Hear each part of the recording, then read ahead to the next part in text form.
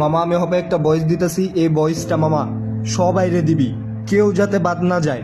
যত মানুষের লগে তোর অ্যাড আছে সবাইরে কবি এই ভয়েসটা যাতে সবাইরে পাঠায়।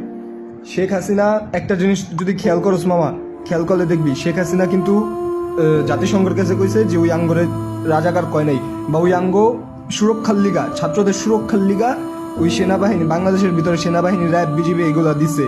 কিন্তু সাধারণ মানুষ তো জানে যে সেনাবাহিনী আর র্যাব এগুলা কি করতেছে, কেমনে যে মানুষ মারতেছে এরা ওরা জানে।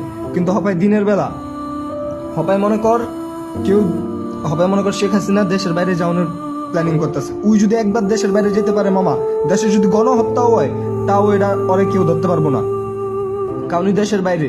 আর ওই র্যাব যে কয়টা খবর পাইছস যে ছাত্রলীগের একটা জিনিস কিন্তু জানোস, ছাত্রলীগের পোলাপাইন হপায় সবাই সামনে আইতেছে না, অল্প কয়েকজন আইছে, বাকি সবাই সব জায়গায় লুকায় রইছে।